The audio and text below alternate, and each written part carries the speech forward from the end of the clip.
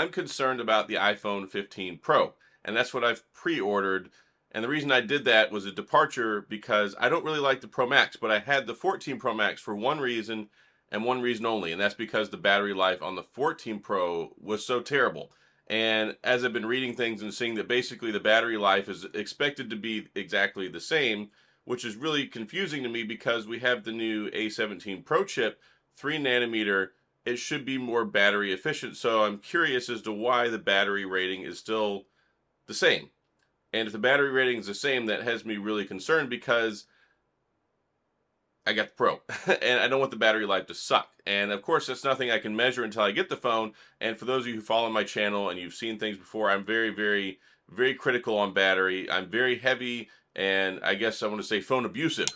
I use my phone so much, screen on time, like I use it a lot. So I really burn through battery a lot more than most folks. So the concern is one, that the 15 Pro battery life will suck, just like the 14 Pro did. But then my other concern is, well, if I decide I want to get the Pro Max instead, I don't think I'm going to have that opportunity because they're effectively sold out, well, quite frankly, everywhere. Even if you go online and try and order one now, you can't even get one until like the middle of November. I'm going to have my Pro on the 22nd of September, this Friday morning, when I go pick it up in the store. So that has me thinking, okay, hopefully everything works out the way that it's supposed to. And I had two hopes. Well, one major hope was that the new chip would be more battery efficient. We had very similar things that happened this last year with Samsung. Last year we had the Snapdragon 8 Generation 1, fantastic, powerful, all those great things, but it had heat-related issues, and it would burn through the battery like crazy. Like, the battery life was horrid. So when we got the Snapdragon 8 Generation 2, basically it went from like the 5 nanometer processor to the 4 nanometer processor, and it just changed so many things. Fundamentally, the battery life really got like basically twice as good.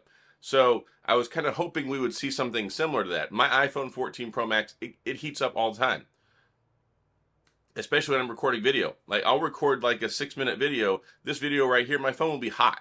I mean, I get to a 7 to 8 minute video, my screen dims because of the heat and the battery and all that stuff. So the battery life on the 14 Pro and Pro Max series for me has just been utterly horrid, especially combined with iOS 16.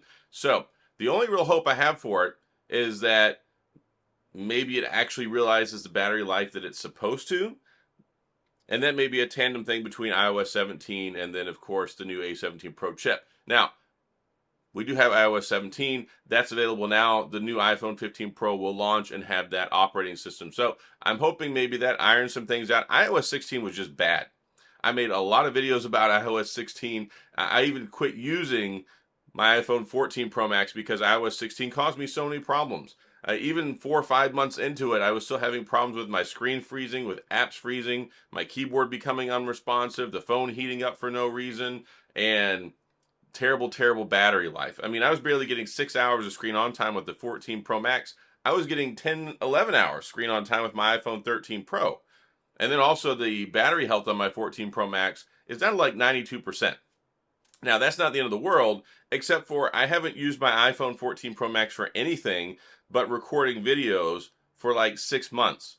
So I don't know. Like, the 14 Pro and Pro Max series for me have been the worst probably experience I've ever had with the iPhone. So I got the 15 Pro. I don't like the Max series phones. I like the smaller, more handheld, one-hand usage, just normal Pro phone. And I've been that way with the iPhone for a long time, ever since the 10 came out, which of course is no longer supported. Rest in peace iPhone 10, rest in peace iPhone 8 series. Honestly, the 8 Plus is my most favorite iPhone of all time, if we're going to be honest here. But yeah, that's my biggest concern for the Pro and Pro Max series this go around. And like I said, I'm worried about the battery life. I'm worried it's going to suck.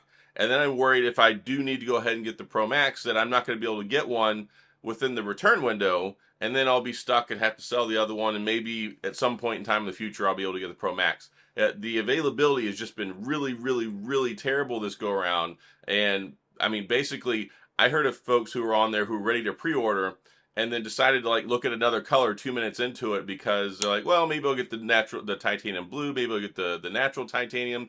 And then like 2-3 minutes into the process, it was already pushed out like 2 weeks and they couldn't even get it anymore. And yeah, realistically, if you want to get a Pro Max now, you're basically looking till like November through Apple And I don't know how it is for the carriers, but I always buy the unlocked model. So it's just crazy to me that we're dealing with this yet again another year, like the lack of availability. So those are my big concerns.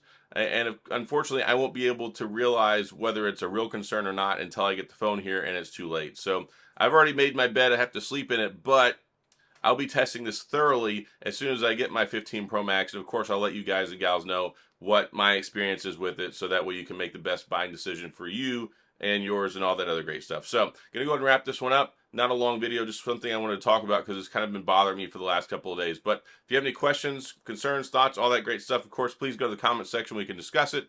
If you enjoyed the video, if you found this helpful, if you want to see more iPhone content, I don't traditionally make a lot, but hey, it seems like some folks are kind of enjoying it. So let me know if you want to see more in the comment section, and also hit the like and the subscribe button, little notification bell if you want updates when new videos come out. And as always, thanks for being here. I appreciate you watching, and I'll see you guys next time.